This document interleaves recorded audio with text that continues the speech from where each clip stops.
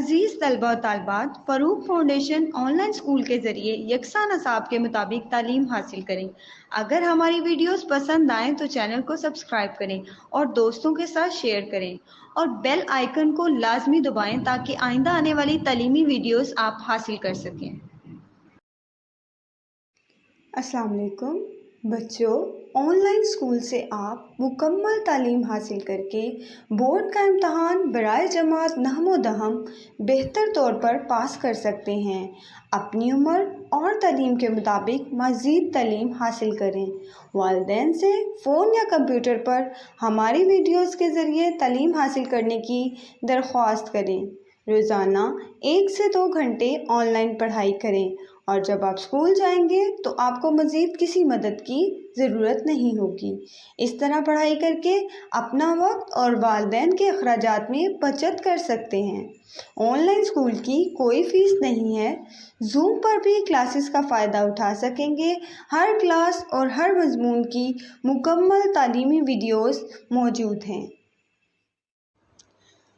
Assalamu alaikum dear students, I'm teaching you biology and today our topic of discussion is feedback mechanism। आप इस page के and पे जो paragraph है उसको देखें। Feedback mechanism on page number 50 लिखा हुआ है। Endocrine gland do not secrete their hormone at a constant rate. अभी हमने लास्ट लेक्चर में डिस्कस किया कि एंडोक्राइन ग्लैंड्स कौन कौन से हैं और क्या क्या काम कर रहे हैं। तो बेसिकली अब हम देखेंगे कि उन हार्मोन्स को जो एंडोक्राइन ग्लैंड्स सेक्रीट करते हैं, बेसिकली उन हार्मोन्स को सेक्रीट करने का कांस्टेंट रेट नहीं होता। लाइक वो अमाउंट जो होती है हार्मोन की वो डिपेंड कर रही होती है। सम टाइम बॉडी उसको ज़्यादा सेक्रेट करती है और सम टाइम उसको कम सेक्रेट करती है। मतलब डिपेंड करता है कि कितनी अमाउंट जो है वो बॉडी को उस हार्मोन की चाहिए। ठीक है, तो इन सारी चीज़ों को रेगुलेट करने के लिए एक बॉडी जो है इन्होंने लिखा हुआ like many other functions in body the secretions of hormone is also regulated by feedback mechanism. वो कहते हैं दूसरे बॉडी फंक्शंस की तरह हार्मोन्स की जो सेक्रेशन होती है वो भी रेगुलेट की जाती है by the help of a system that is known as feedback mechanism. ठीक है, feedback mechanism means the regulation of a process by the output of the same process। वो कहते हैं फीडबैक मैकेनिज्म का क्या मतलब होता है? रेगुलेशन ऑफ अ प्रोसेस, किसी भी चीज़ को रेगुलेट करना। लाइक अगर किसी चीज़ की प्रमोशन हो रही है, लाइक वो ज़्यादा हो रहा है या इनहिबिट कर रहा है किसी चीज़ को, तो बेसिकली एक चीज़ जो किसी चीज़ की ज़्यादती और कमी का बायस बन रही है उस चीज़ को क्या किया जाता है? रेगुलेट किया जाता है। मीन्स के कांस्टेंट एक अमाउंट जितनी बॉडी को रिक्वायर्ड है उसके मुताबिक किया जाता है, उसको हम लोग क्या कहते हैं? फीडबैक मैकेनिज्म कहते हैं। सो फीडबैक मैकेनिज्म की स्टूडेंट्स 2 टाइप्स होती हैं। अब हम लोग उन टाइप्स को डिस्कस करते हैं। So here you can see on the page number 51 there are 2 types of feedback. Number 1 is negative feedback and number 2 is positive feedback. Okay students, ये यहाँ पे आप देख सकते हैं endocrine glands in human body. ये आप देखें कि कौन कौन से ग्लैंड्स हैं ह्यूमन बॉडी के अंदर। You can see here. Firstly हम लोग इनको इस डायग्राम को देख लेते हैं। After then we will discuss about these 2 types of feedback mechanisms. Okay students, यहाँ पे आप देखें स्टार्ट में थायराइड ग्लैंड है, पिट्यूटरी ग्लैंड है, आफ्टर देन पैराथायराइड ग्लैंड है, उसके बाद एड्रीनल ग्लैंड है, ओवरीज है only in female, testis only in males, pancreas है। सो ये सारी चीज़ें जो है endocrine glands in human body उन्होंने पिक्चर बनाई हुई है। तो इस पिक्चर को आप गौर से देखें, इनका जो फिज़िकल अपीयरेंस है इन चीज़ों की उसको गौर से देखें। एड्रीनल ग्लैंड कहाँ होते हैं और बाकी जो ग्लैंड्स हैं वो कहाँ कहाँ पे बॉडी के प्रेजेंट हैं। Okay students, now we will discuss these 2 types of feedback. Negative feedback, firstly we will discuss about the negative feedback। the output of a process decreases or inhibits the process। वो कहते हैं जो output होता है किसी भी process का वो डिक्रीज़ हो जाता है, डिक्रीज़ भी करता है और इनहिबिट्स द प्रोसेस, और प्रोसेस को तरीक़ाकार को रोक भी सकता है। This mechanism works to return a condition towards its normal value. ये होता क्या है कि मैकेनिज़्म काम करता है ताकि वो क्या कर सके कि किसी भी चीज़ को जब या तो वो एक्सीड कर रही हो या फिर लेस हो रही हो अमाउंट में, उसको नॉर्मल रेट पे लेके आता है। For example when the blood glucose concentration rises pancreas secretes insulin. जैसा कि उन्होंने कहा, एक एग्जांपल हम लोग लेते हैं कि जब ब्लड में ग्लूकोज का लेवल बढ़ता है तो पैंक्रियाज जो है इंसुलिन को सेक्रीट करना स्टार्ट कर देता है, ठीक है। It decreases the blood glucose concentration, जिसकी वजह से ब्लड में ग्लूकोज की कंसंट्रेशन कम हो जाती है। देखिए स्टूडेंट्स, ब्लड में ग्लूकोज की कंसंट्रेशन ज़्यादा हो रही थी, अमाउंट ज़्यादा हो रही थी, पैंक्रियाज ने फ़ौरन से इंसुलिन सेक्रीट करना स्टार्ट कर दिया। इसका मतलब क्या हुआ, ताकि ब्लड में ग्लूकोज का लेवल जो है वो कम हो जाए। Decline in the blood glucose concentration to a normal set point inhibit the secretion of insulin। वो कहते हैं ब्लड ग्लूकोज कंसंट्रेशन जो है उसमें अगर कमी आएगी तो नॉर्मल सेट पॉइंट से अगर वो जो है उसमें कमी आती है या ज़्यादती होती है तो वो क्या कर देगा, इंसुलिन की सेक्रेशन को ख़त्म कर देगा, कम कर देगा, रोक देगा, इनहिबिट कर देगा, रोक देगा। सिमिलरली सेम उसी तरह से एक और चीज़ है, when blood glucose concentration drops below normal.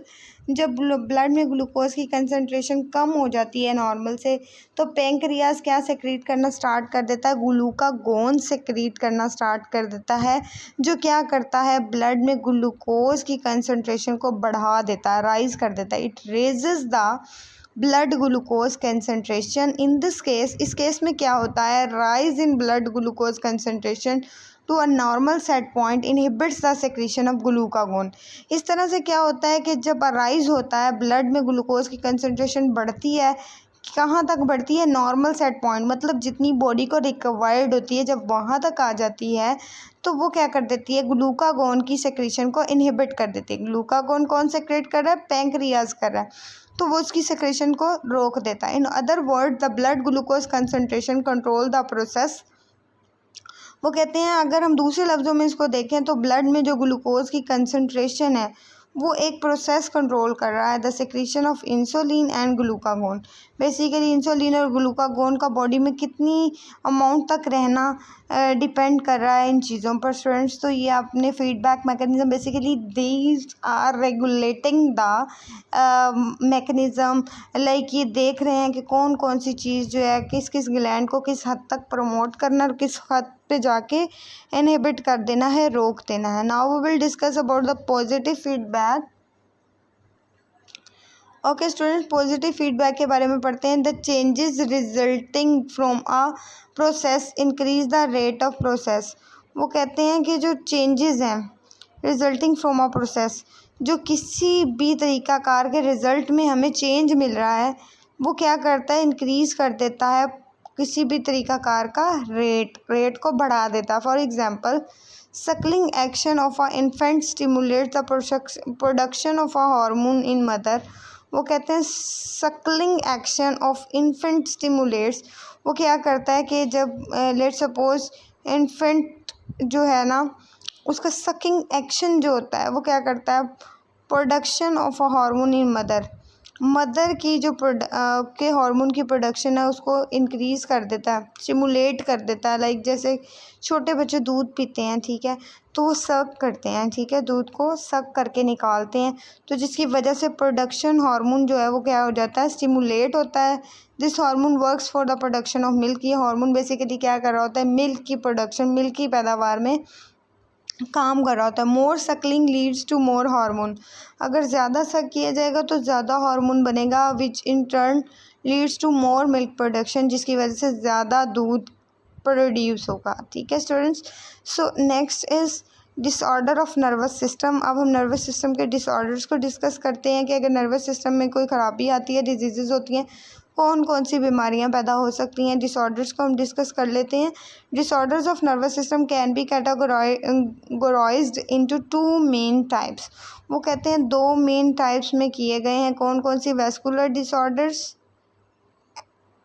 Okay, जिसमें एग्जांपल्स आ जाती हैं paralysis and functional disorder like epilepsy. Vascular disorders are due to any disturbance in body blood supply to nervous system. अब वैस्कुलर डिसऑर्डर्स कौन से होते हैं students, जब किसी बॉडी के अंदर ऐसी डिस्टर्बेंस हो जाए ब्लड की सप्लाई में, नर्वस सिस्टम को प्रॉपर्ली ब्लड ना मिल सके, तो क्या होता है, वेस्कुलर डिसऑर्डर्स हो जाते हैं, जिसके अंदर कौन कौन सी चीज़ें आ जाती हैं स्टूडेंट्स, उसमें पैरालिसिस आ जाता है, एपिलिप्सी आ जाती है, ठीक है। While functional disorder, functional disorders कौन से होते हैं, सेकेंड है वो are due to the disturbance in nerve impulse generation and transmission. Nerve impulse की जो पैदा होना है, प्रोडक्शन है उसमें और उसके ट्रांसमिशन में, एक से दूसरी जगह जाने में अगर कोई डिस्टर्बेंस आती है तो that will be known as the functional disorder. Okay students, now on page number 52 we will discuss about the paralysis. Paralysis is the complete loss of function by one or more muscle groups. वो कहते हैं paralysis क्या होता है, basically muscle जो हैं वो क्या करते हैं, एक या एक से ज़्यादा मसल्स का ग्रुप जो होता है वो अपने फंक्शंस परफॉर्म करना छोड़ देता है। It is most often caused by damage to the central nervous system. ऐसा होता क्यों है, क्योंकि जो सेंट्रल नर्वस सिस्टम होता है उसमें कोई डैमेज आ जाता है, डैमेज हो जाता है। सेंट्रल नर्वस सिस्टम कौन सा, ब्रेन और स्पाइनल कॉर्ड। अगर ब्रेन और स्पाइनल कॉर्ड में किसी किस्म का डैमेज होता है तो बेसिकली क्या हो जाता है, मसल्स जो हैं वो अपना फंक्शन जो है प्रॉपरली परफॉर्म नहीं कर पाते। द डैमेज में बी ड्यू टू स्ट्रोक। अब डैमेज किस वजह से हो सकता है, rupture in blood vessels of brain, या तो ब्लड की जो वेसल्स हैं वो फट चुकी हैं, रप्चर हो गई हैं, ठीक है, और स्पाइनल कॉर्ड के अंदर कोई इंजरी आई है, blood clotting in the blood vessels, या फिर ब्लड वेसल्स के अंदर खून जम गया और poison produce by polio viruses, और या फिर जहर फैल गया है जो कि पोलियो वायरसेस ने फैला दिया। इन तमाम केसेस में पैरालिसिस हो सकता है, जिसकी वजह से मसल्स, एक मसल या मसल का जो ग्रुप होता है वो काम करना छोड़ देता है। Okay students, next is patient may have weak paralysis through either body or have paralysis in one side of body. वो कहते हैं या तो पैरालिसिस पूरी बॉडी में हो जाता है और या फिर एक तरफ, एक बॉडी की साइड पे पैरालिसिस हो जाता है। There may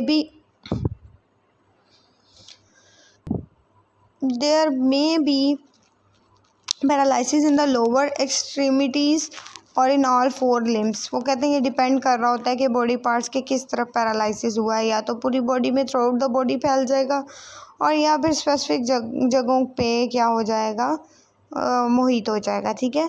okay student, next is 12.5.2 epilepsy. अब हम देखते हैं एपिलिप्सी क्या होती है। स्टूडेंट्स ये बहुत इंपॉर्टेंट शॉर्ट क्वेश्चन है। एपिलिप्सी इज नर्वस डिसऑर्डर, एक ऐसा नर्वस डिसऑर्डर है in which there is abnormal and excessive discharge of nerve impulses in brain. इससे होता क्या है कि अबनॉर्मल मतलब एक ऐसी चीज़ जो कंट्रोल में ना हो, अबनॉर्मल हो जाए, ठीक है। एक्सेसिव डिस्चार्ज होता है किसका, नर्व इम्पल्स का ब्रेन में नर्व इम्पल्स बहुत ज़्यादा मिकदार में बनना स्टार्ट कर देता है। It causes unprovoked seizures in patient. इससे क्या होता है, बेसिकली जो बंदा है ना उसको दौरे पड़ते हैं, ठीक है। A seizure of epilepsy is a temporary abnormal state of brain mark by convergence. अब होता कैसे है कि चक्कर की वजह से क्या होता है कि बेसिकली इंसान जो है वो क्या कर जाता है, गिर जाता है, दौरा पड़ जाता है, मिर्गी का जैसे होता है ना वो पड़ जाता है और चक्कर आना स्टार्ट हो जाते हैं। इन यंगर पीपल में क्या होता है, एपिलिप्सी में be due to genetic developmental causes. Epilepsy क्यों होती है, बेसिकली ये जेनेटिक या डेवलपमेंटल कॉजेज़ की वजह से होती है। In people over of 40 years age, जो 40 साल से ज़्यादा उम्र के लोग होते हैं, brain tumour are more likely to cause epilepsy. उनके अंदर ब्रेन ट्यूमर जो हैं वो क्या कॉज कर देते हैं, एपिलिप्सी का बाइस बनते हैं। हेड ट्रॉमा, सर की जो इंजरी होती है, central nervous system infections, central nervous system यानी ब्रेन और स्पाइनल कॉर्ड में कोई इन्फेक्शन हो जाएगा तो वो एपिलिप्सी कॉज करता है at any age. There is no cure of epilepsy. वो कहते हैं एपिलिप्सी का कोई क्योर नहीं है, but medicine can control seizures. लेकिन ये जो दौरे होते हैं उनको क्या किया जा सकता है, रोका जा सकता है मेडिसिन के through. Patients of epilepsy have to take medicine daily for treatment.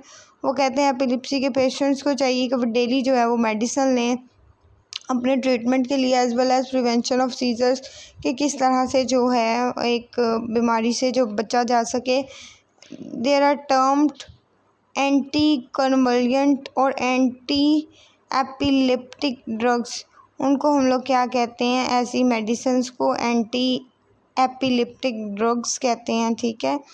अब स्टूडेंट्स यहाँ पे लिखा हुआ है ड्यूरिंग अ सीजर अटैक। अब सीजर अटैक के दौरान क्या, सीजर अटैक के दौरान क्या होता है, object should never be place in a patients mouth, कोई भी चीज़ पेशेंट के मुंह में नहीं डाली जाती, as it can result in serious injury, जिसकी वजह से क्या हो सकती है, सीरियस इंजरी हो सकती है। It is possible that the patient will bite his her own tongue, ये भी हो सकता है कि पेशेंट जो है वो अपनी ज़ुबान को जो है वो बाइट कर ले, कि मतलब इस तरह से सीज़र अटैक होता है। ठीक है स्टूडेंट्स, तो ये बहुत इंपॉर्टेंट टॉपिक था हमारा, एपिलिप्सी एंड पैरालिसिस को अच्छे से आपने करना है। नीचे वाला जो ब्लू पैराग्राफ उसको भी देख लें। The knowledge of the composition and functioning of nervous system has developed man in the diagnostic and treatment of nervous disorder including epilepsy and paralysis. Man has discovered the area of brain that receive information from different sense organs and the area that send message to different factors. Such knowledge helps a lot in identifying the malfunctioning areas of brain. वो कहते हैं कि brain की इतनी ज़्यादा study हो चुकी है ना अब स्टूडेंट्स, कि अब ख़ास तौर पे पता चल जाता है कि ब्रेन का कौन सा पार्ट जो है वो वर्क कर रहा है और कौन सा पार्ट जो है वो वर्क नहीं कर रहा। तो ये बेसिकली बहुत अच्छी चीज़ होती है स्टूडेंट्स। तो इसलिए हमें आसानी से हम लोग जो है बीमारियों को आइडेंटिफाई कर पा रहे हैं, क्योंकि हमारे पास इंस्ट्रूमेंट्स बहुत अच्छे हैं लेबॉर्ट्रीज़ वगैरह में, जिसके थ्रू जो है बहुत जल्दी पता चल जाता है कि कौन सी चीज़ जो है वो किस हद तक ठीक है। ओके स्टूडेंट्स, आज के लिए बस इतना ही। नेक्स्ट हम नेक्स्ट चैप्टर स्टार्ट करेंगे और इसको आपने बहुत अच्छे से एपिलिप्सी और पैरालिसिस को आपने शॉर्ट क्वेश्चन के तौर पे याद करना है। इसके अलावा फीडबैक मैकेनिज़्म को आपने बहुत अच्छे से करना है, because that is very much important, वो अक्सर पेपर में आ जाता है।